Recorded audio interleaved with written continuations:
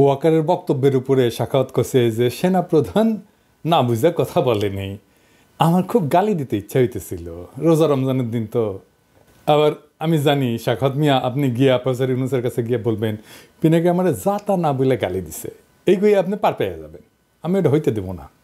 বুঝলাম সেনাপ্রধান খুবই বুঝমান লোক, কিন্তু সাখাওয়াত সাহেব আন্নে কি বুঝমান লোক?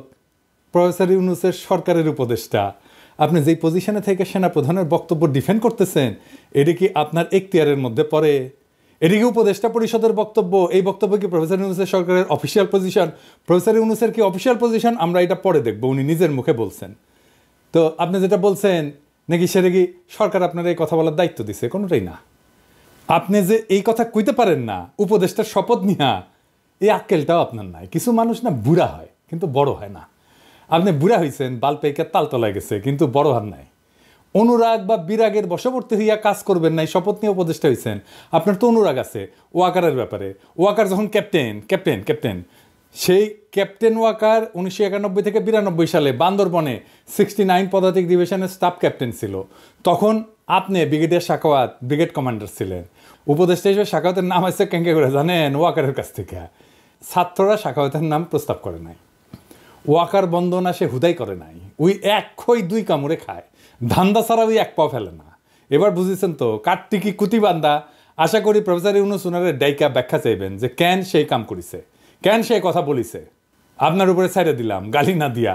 আপনি যদি কিছু না কন তাহলে গালিটা পরে সুদে আসলে বাকি সহ পূরণ করে দেবে ঈদের পরে। হ্যাঁ, কবে মরে টরে যায় ঠিক নেই তো, দুনিয়ায় কোনো ঋণ রাখা ঠিক না। এবার আসেন হাঙ্কের প্রিয় বিএনপি নিয়ে কথা বলি। বিএনপি নিয়ে কথা কইলে খুব সমস্যা, পিছাও ঝ্যাপে পড়ে আমার উপরে। ঝ্যাপে পড়ে লাভ নাই, ঝ্যাপে পড়তো তো আমলি গো, দুই না করলে ওই 80-র দশকে পড়ে নাই। ইউটিউবারগুলোর সাথে লাগেন না। হাঙ্কারে ভিডিও যেটি দেখে উঠি আপনারা কখনো পৌঁছাতে পারবেন না, চেষ্টা করলেও পারবেন না। তাই গুড টার্মসে থাকেন। আমি তো আপনাদের দল করি না, তাই না? আপনার দলের রাজনীতি ঊর্ধ্বে তুলে ধরার দায় আমার আছে নাই তো? আপনার বিরোধী দল লাগবে না নাকি হাসিনার মতো চান আপনার বিরোধী দল না থাকুক? যাই হোক, আপনারা কী কী করতেছেন সেটা দেখাই দেওয়াটা জরুরি। আমি এটা দেখাই দিয়ে যাব, যতই ঝাঁপে পড়েন কোনো লাভ নেই। হাসিনা পলানোর পরে ইন্ডিয়া কিভাবে বাংলাদেশের সাথে শত্রুতা করতেছে তা তো আপনারা জানেন, তাই না? প্রথমে হাসিনারে জায়গা দিল, এটা তো শত্রুতা।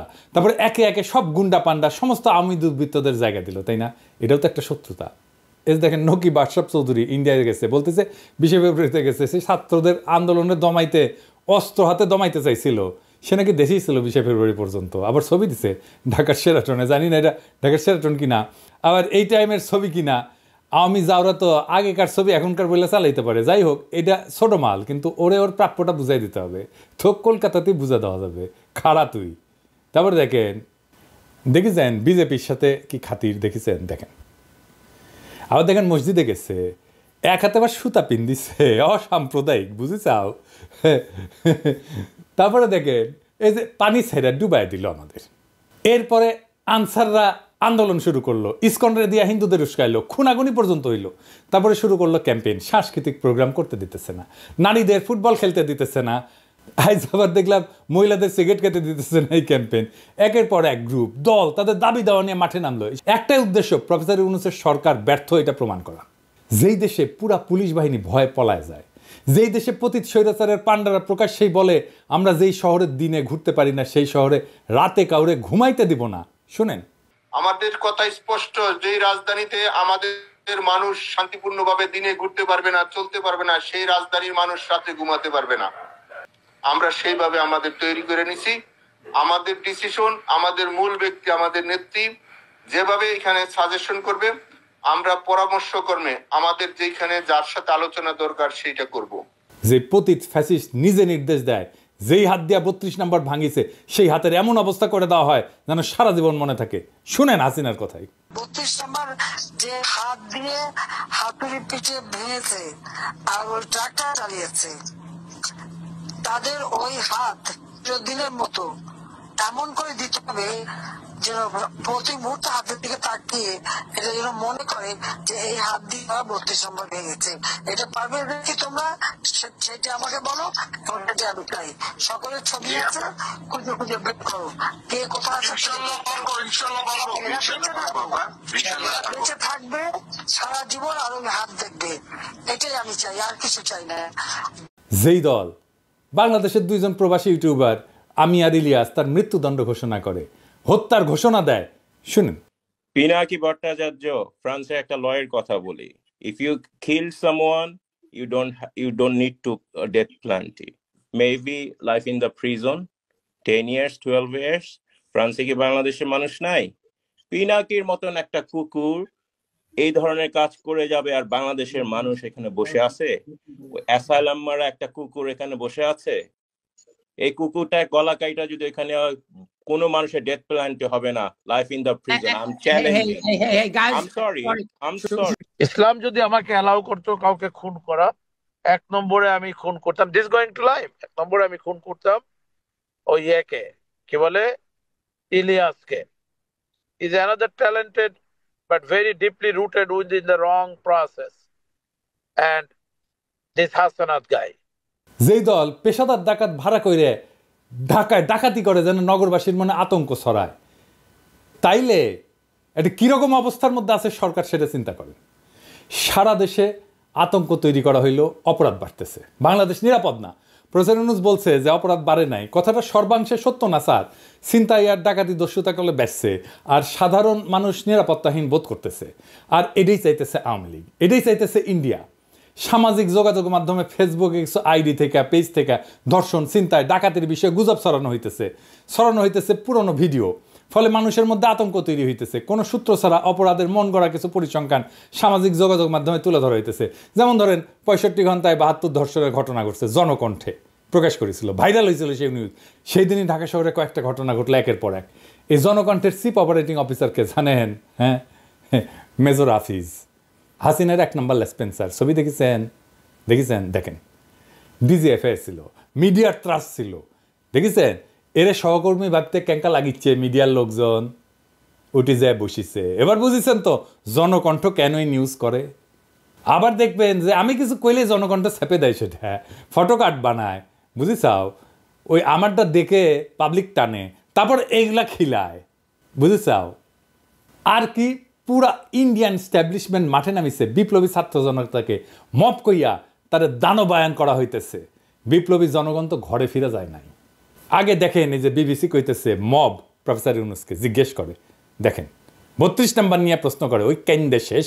বিবিসির কি রোল আমরা জানি না, পুরো হাসিনা আমলে হাসিনার লেসপেন্সারি করেছে। শুনেন, আরেকটা বিষয় নিয়ে অনেক আলোচনা হয়েছে, সেটা হচ্ছে যেটাকে মব বা দলবদ্ধ বিশৃঙ্খলা বলা হচ্ছে। এবং সম্প্রতি দেখা গেছে যে এই বিষয়টা যেমন গণপিটুনির একটা বিষয় দেখা গেছে। কিছুদিন আগের কথা যদি বলি, বেশ কিছু ধানমন্ডি 32 সহ বেশ সারা দেশে অনেক ভবনে ভাঙচুর হয়েছে। তো বিপ্লবী জনতাকে কেন মব বলা হইতেছে এটা একটু আমাদের বুঝে দেখা দরকার। আপনাদের মনে আছে আমি বলছিলাম যে জুলাই আগস্ট বিপ্লবকে একটা সত্যিকারের বিপ্লব হয়ে উঠতে হবে, এবং সত্যিকারের বিপ্লব হয়ে ওঠার পরে বিপ্লব বিজয়ের পরে কিছু কাজ আছে, সেই কাজটা করলে এটা বিপ্লব হয়ে উঠবে। সেই কাজটা কি? রাষ্ট্রকে পুনর্গঠন করতে হবে। তো বাংলাদেশের এক শ্রেণীর মানুষ রাজনৈতিক দল, আমি আর নাম কইলাম না, এটারে বিপ্লব বলতে চায় না। এই বিপ্লব বলতে না চাওয়াটা একটা ভয়ঙ্কর পরিকল্পনার অংশ। এটা খুব সাধারণ বিষয় না। আমি একটু খুইলা বলি, শুনেন, তাহলে বুঝবেন কি ভয়ঙ্কর পরিকল্পনা এই রাজনৈতিক দল আর এই তথাকথিত বুদ্ধিজীবীরা করেছে। মুজিবের উৎখাত কি বিপ্লব ছিল? হ্যাঁ, অবশ্যই বিপ্লব ছিল। একটা স্বৈরাচারী ব্যবস্থাকে সশস্ত্রভাবে উৎখাত করা হয়েছিল, রাষ্ট্রের চরিত্র বদলায় দেওয়া হয়েছিল। বাকশাল থেকে একদলীয় শাসন থেকে বহুদলীয় শাসনে প্রত্যাবর্তন করছিল বাংলাদেশ, ফ্যাসিবাদের কবল থেকে মুক্ত পেয়েছিল। কিন্তু ইতিহাস কি 1975 15 আগস্টকে বিপ্লব বলে অভিহিত করে? না। এই জন্যেই আগস্ট বিপ্লবের নেতাদের ফাঁসি দেওয়া গেছে, কারণ এটাকে বিপ্লব বলে স্বীকৃতি দেওয়া হয় নাই। আওয়ামী লীগ ন্যারেটিভ তৈরি করছে না জেল হত্যার, ক্যান্ডা বুক ভাষায় না। হ্যাঁ, আসেন এই প্রসঙ্গে আরেকটা বিষয় দেখি। ফরাসি বিপ্লবের কাল ছিল 1789 থেকে 1799 সাল পর্যন্ত, 10 বছরের একটা সময়কাল। প্রথমে বিপ্লবটা হয় কি, বাস্তিল দুর্গ দখল করে প্যারিসেই এবং অস্ত্র সংগ্রহ করে। আমরা জুলাই এই ধরনের কাজ করেছিলাম। এবং 1792 সালে একটা ঘটনা ঘটে, এটাকে বলা হয় সেপ্টেম্বর ম্যাসাকার। বিপ্লবী জনতা প্যারিসের কারাগারগুলোতে ঢুকে বন্দীদের গণহারে হত্যা করে। বিশেষ করে রাজতন্ত্রের প্রতি যারা আনুগত্যশীল তাদেরকে, অভিজাত ব্যক্তিদেরকে, যারা বিপ্লবের বিরুদ্ধে। এখানে জনতায় বিচারক এবং শাস্তিদাতা হয়ে উঠছিল। ধারণা করা হয় 1200 থেকে 1400 বন্দীকে হত্যা করা হয়, যাদের বেশিরভাগই ছিল রাজতন্ত্রের সমর্থক। এই যে ম্যাসাকার যখন হচ্ছিল তখন একটা সরকার কিন্তু ছিল, তারা এটা থামায় নাই, বিচারও করে নাই। কেন করে নাই? কারণ বিপ্লবী সরকার এটাকে বলতো জনগণের প্রতিরক্ষা প্রতিক্রিয়া। জেল হত্যার সাথে মিল আছে না? ফরাসি বিপ্লবের সেপ্টেম্বর ম্যাসাকারের বিচার হয় না, কারণ সেটা ছিল পার্ট অফ রেভলিউশন, বিপ্লবের একটা অংশ। আর 1975-এর জেল হত্যার বিচার হয়, 15 আগস্টের বিচার হয়, ফাঁসি হয়, কারণ এটা বিপ্লব বলে স্বীকৃতি পায় নাই। পশ্চিম যদি আইসা বলে তোমরা জেলখানার মধ্যে ঢুইকা রাজনৈতিক নেতাদের মারিছো, কি খারাপ কাজ করিছো, তো ওদের কেন আমরা বলতে পারি না তোমরা ফরাসি বিপ্লবের সময় জেলে ঢুকে কি করছিলা? ওইটা ঠিক, আমারটা বেঠিক, কারণ তুমি বড় কর্তা, তোমার পাদে গন্ধ, তাই না? আজ যারা জুলাই আগস্ট বিপ্লবকে বিপ্লব বলে স্বীকার করতে চায় না, এটারে বিপ্লব বলে উপহাস করে, তারা আমাদের সন্তানদের, ছাত্রদের ভবিষ্যতে ফাঁসি দেওয়ার বন্দোবস্ত করতেছে। এটাই ইন্ডিয়ান প্ল্যান। যারা জুলাই আগস্টকে বিপ্লব বলতে চায় না, যারা আমাদের বিপ্লবী ছাত্র জনতাকে মব বলে, তারা ইন্ডিয়ান লেসপেন্সার। এদেরকে আমরা ছাড়বো না। আপনারা আমাদের মৃত্যুর পরোয়ানা লিখবেন আর আমরা আপনাদের ছাইরা দেব ভাবছেন? কখনো না। যারা আমাদের নৈরাজ্যবাদী বলতেছেন দেশকে অশান্ত করে রাখছি, তাদের বলতেছি বিপ্লবকে সমাপ্ত করতে হবে, রাষ্ট্রকে পুনর্গঠন করতে হবে, ফ্যাসিবাদের প্রত্যাবর্তনের সম্ভাবনা বন্ধ করতে হবে, সকল গুম খুন নির্যাতন অত্যাচারের বিচার হতে হবে। ওয়াকার সাহেব, আপনি নিজে বলছিলেন না 5ই আগস্টে সব অবিচারের বিচার হবে, আপনি নিজে দায়িত্ব নিয়েছিলেন না?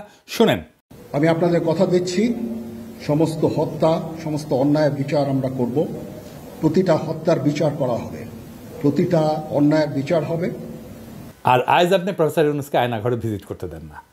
বিডিআরের বিচারে বলেন ফুল স্টপ, আর বলেন বিচার করতে গিয়ে ইনস্টিটিউটের যেন ক্ষতি না হয়। এক মুখে দুই কথা কেন জাতি জানতে চায়? 1971-এর 16 ডিসেম্বরের পরে অসংখ্য মানুষকে ধরে ধরে হত্যা করা হয়। কাদের সিদ্দিকী প্রকাশ্যে বেয়নেট দিয়ে খুশিয়া স্টেডিয়ামে হত্যা করে কয়েকজনকে। কাদের সিদ্দিকীর শাস্তি হয়েছিল? হয় নাই। মামলা হয়েছিল? হয় নাই। নাসিরউদ্দিন ইউসুফ বাচ্চু খুব কালচার করে, 19 ডিসেম্বর এই লোকরে হত্যার নির্দেশ দিয়েছিল, ধরে আছে না, তাকে হত্যা করা হয়। সে নাকি বুদ্ধিজীবী হত্যায় যুক্ত ছিল। শাস্তি হয়েছে নাসিরউদ্দিন ইউসুফে? হয় নাই। মামলা হয়েছে? হয় নাই। কেন হয় নাই? কারণ 1971 রাষ্ট্র বিপ্লব হিসেবে স্বীকৃতি পাইছে। জনগণ সার্বভৌম ক্ষমতার অধিকারী। সেই জনগণ যখন তার ক্ষমতা রিক্লেম করে, দখল করে, তখন সেই আইন, সেই রাষ্ট্র হয়ে যায়। এটাই বিপ্লব। এইটারে বিপ্লব বলে স্বীকার করতে চায় না যারা, তাদের কারণেই জুলাই আগস্ট বিপ্লবে পুলিশ হত্যার বিচারের কথা আসতেছে আজকে। এর জন্য দায়ী সকল বিপ্লব বিরোধী বুদ্ধিজীবীরা, যারা আমাদের মৃত্যু পরোয়ানা লিখতেছে। আমাদের মব ডাকা বন্ধ করতে হবে, না হলে বিপ্লবী ছাত্র জনতা ঘরে ফিরবে না, ফিরাইতে পারবেন না, আপনি দেশকে শান্তও করতে পারবেন না। জনগণ তার সার্বভৌমত্ব প্রকাশ করার জন্য জনপরিসরে অস্ত্র ধারণ করে বা প্রতীকী কোনো বস্তুর মাধ্যমে নিজেদের শক্তি জাহির করার উদাহরণ আছে ইতিহাসে। নানা জায়গায়, নানা দেশে এটা দেখা গেছে। রোমান রিপাবলিকে পপুলার অ্যাসেম্বলি ছিল, এইখানে জনগণ সমাবেশে জড়ো হইতো, অস্ত্রসহ নিজেদের শক্তি প্রদর্শন করত এবং নিজেদের মতামত জাহির করত। রোমান প্লেবিয়ানরা অস্ত্রসজ্জিত হয়ে রোমের ফোরামে সমবেত হইত। লেনিনের বলশেভিক বিপ্লবের পরে কৃষক শ্রমিক মিলিশিয়ারা প্রকাশ্যে সন্দেহভাজন প্রতিপক্ষদের হত্যা করছে। আদালতের আনুষ্ঠানিকতা ছাড়াই জনতার শত্রুদের উপরে গণ আদালত বসায় মৃত্যুদণ্ড কার্যকর করা হয়েছে। বিদ্রোহীদের দমন করতে এবং নিজেদের ক্ষমতা প্রতিষ্ঠিত করতে বলশেভিকরা ব্যাপক মাত্রায় গণপ্রতিশোধ নিছিল। আমরা এখনো নেই নাই। আমাদেরকে এটা নিতে বাধ্য করেন না। চীনে মাও সেতুংয়ের নেতৃত্বে বিপ্লবী লাল রক্ষীরা শ্রেণীশত্রুদের প্রকাশ্যে অপমান, নির্যাতন, হত্যা করত। এইটাতে রাষ্ট্রীয় অনুমোদন থাকলেও স্থানীয় পর্যায়ে বহু ঘটনায় জনতা নিজের হাতে আইন তুলে নিছিল। আমরা কি এই কাজ করেছি? করি নাই। তাই সাবধান করে দিচ্ছি, মব ডাকা বন্ধ করেন। ওয়াকার সাহেব, প্রফেসর ইউনূস আপনার বক্তব্য এন্ডোর্স করে নাই। সাখাওয়াত যে ওয়াকারের বক্তব্য এন্ডোর্স করছেন, সাখাওয়াত সাহেব এটা দেখেন বিবিসিতে কি বলছে প্রফেসর ইউনূস, শুনেন। আপনি নিশ্চয়ই জানেন যে সম্প্রতি সেনাপ্রধান একটি বক্তব্য দিয়েছেন, যেখানে তিনি বলেছেন যে অনেক বিষয়ে তিনি এবং আপনি একমত। তার মধ্যে তার একটি বক্তব্য ছিল যে সবাই একসাথে কাজ না করতে পারলে বাংলাদেশের স্বাধীনতা এবং সার্বভৌমত্ব হুমকির মুখে পড়তে বা এটা বিপন্ন হতে পারে। আপনি কি এই বক্তব্যের সাথে একমত? এটা ওনার বক্তব্য, উনি বলবেন। এটা আমার ওনাকে এন্ডোর্স করা না করার বিষয় না। তো আকাশ সাহেব, হুদাই প্রফেসর ইউনূস আমার সাথে একমত হয়েছে বলে যে পাঙ্গা নিছিলেন, এখন কেমন লাগে? ওইটা শুনান তো এডিটর সাহেব কি বলছিল বক্তিমায় যায়। ও আকাশ সাহেব, আমরা দেশে একটা ফ্রি ফেয়ার অ্যান্ড ইনক্লুসিভ একটা ইলেকশনের জন্য দিকে ধাবিত হচ্ছে এবং তার আগে যে সমস্ত সংস্কার করা প্রয়োজন অবশ্যই সরকার সেদিকে খেয়াল করবেন। আমি যতবারই ডক্টর ইউনূসের সাথে কথা বলেছি, হি কমপ্লিটলি এগ্রিজ উইথ মি। এখন একটা ইন্ডিয়ান লাইন, সেটা হইতেছে প্রফেসর ইউনূসকে সরাইতে হবে। এই দেখেন রিপাবলিক টিভির মৌখ কি বলে, দেখেন। এই মোহাম্মদ ইউনূসকে যদি না সরানো যায় ভারতের মঙ্গল নেই। শুনেছেন, এইটাই ইন্ডিয়ান লাইন। এই মোহাম্মদ ইউনূসকে যদি না সরানো যায় ভারতের মঙ্গল নাই, এটাই ইন্ডিয়ান লাইন। তাই এখন লাগিছে প্রফেসর ইউনূসকে কিভাবে সরানো যায়, এটাই রাস্তা। যত দ্রুত সম্ভব নির্বাচন দেওয়া যায়। তাহলে কিভাবে এটা অর্জন করা যাবে? 1 নাম্বার, বাংলাদেশে আইন শৃঙ্খলা নাই এটা প্রমাণ করা। কিভাবে ইন্ডিয়ান প্রভাবিত জনকণ্ঠে এই কাজ করিচ্ছে সেটা দেখাইলাম। এরপরে দেখেন মির্জা ফখরুল ইসলাম এসি বাস্ট হয়েছে, সেটাকে নাশকতা বলে পত্রিকায় বিবৃতি পাঠাইছে। আওয়ামী লীগ আমলে বজ্রপাতের ঘটনাকে বোমা হামলা বলে মামলা দিত বিএনপির নেতাদের নামে। মির্জা ফখরুল এসি বিস্ফোরণের ঘটনাকে বোমা হামলা বলে পত্রিকায় বিবৃতি পাঠাই দিল। পরে অবশ্য ক্ষমা চাইছে, কিন্তু বিএনপি যে চাচ্ছে এই সরকারের উপরে আইন শৃঙ্খলার অবনতির দায় চাপায় দ্রুত নির্বাচন দিতে বাধ্য করতে, সেটা স্পষ্ট এই ঘটনায়। এইটা এসি বাস্ট হওয়ার ঘটনা, নাশকতা, এটা আগে আসছে আওয়ামী লীগের পেছে, তারপরে আসছে বিএনপির বিবৃতিতে, বুঝছাও। আর বিএনপি কি কইতেছে? কইতেছে একটা সুষ্ঠু অবাধ নিরপেক্ষ নির্বাচনই সবচেয়ে বড় সংস্কার। আর সর্বনাশ, রাষ্ট্রের কোনো সংস্কারের দরকার নাই ভাই। আপনারা তো আপনাদের কর্মীদের কন্ট্রোল করতে পারতেছেন না। আমার কথা না, আপনাদের দলের নেত্রীর কথা, রুমিন ফারহানার কথা শুনেন। বিএনপির নেতা কর্মীদেরকে মাঠ পর্যায়ে কন্ট্রোল করা যাচ্ছে না। চাঁদাবাজির সঙ্গে যুক্ত, জমি দখলের সঙ্গে যুক্ত, টেন্ডারবাজির সঙ্গে যুক্ত। আমার এলাকাতে পথধারী নেতারা কেউ মাটি ভরাট করে নদীর উপরে, জমি দখল করে। আরেক উপজেলায় পথধারী নেতারা মামলা বাণিজ্য করে। তো কন্ট্রোল করা তো যাচ্ছে না। কেন্দ্রে খবর পাঠানো হয়েছে, কেন্দ্র কোনো অ্যাকশন নেয় নাই। কইতেছে মাঠ পর্যায়ে কন্ট্রোল করা যাচ্ছে না কর্মীদের, কেন্দ্রে জানায় কোনো লাভ হচ্ছে না। আপনারা রাষ্ট্রের দায়িত্ব পেলে কি দুর্বিষহ অবস্থা হবে আপনারাই বলেন। এটাই চাচ্ছে ইন্ডিয়া আপনারা ফেল করেন, নিদারুণভাবে ফেল করেন, তারপরে ইন্ডিয়া ঢুকে যাবে, শর্ট কইরা হাসিনাও ঢুকে যাবে। এইটা বুঝতেছেন না কেন? আবার দেখেন তারা বলতেছে লেবুর হালি 200 টাকা। আমি শিওর ওরা বাজারে যায় না, বাজার বোধহয় কেউ কইরা দিয়ে যায়। আমি দেশের কয়েকটা জায়গা থেকে লেবুর দাম জোগাড় করেছি, একে একে দেখি। হ্যাঁ, প্রথমে বগুড়া। আসসালামু আলাইকুম। আজ 2025 সালের 2রা মার্চ। আমি বগুড়া জেলার বিখ্যাত বৃহত্তম বাজার, এটা কলোনির বাজার। নিত্য প্রয়োজনীয় বাজার সেরে ইফতারিতে সবচেয়ে প্রয়োজনীয় উপাদানই হচ্ছে লেবু।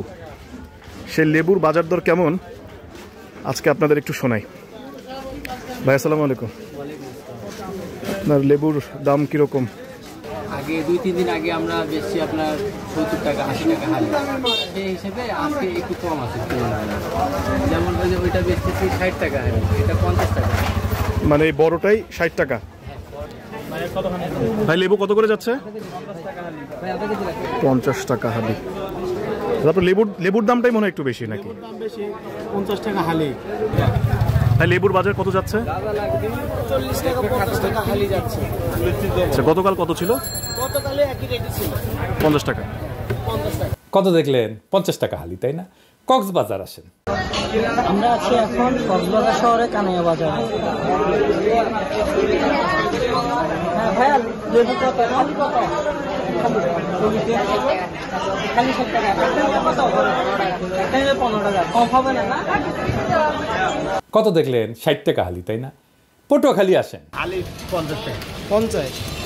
কি দাম কি বাড়ছে নাকি? না, এখন আগের মতনই আছে। মনে কাছে রোজার, এখন তো সিজন না, রোজার আগে আসলে আপনার 50-60 টাকা, এখন ওই 50 টাকা আছে। কত দেখলেন? 50 টাকা হালি, তাই না? ঢাকায় আসেন।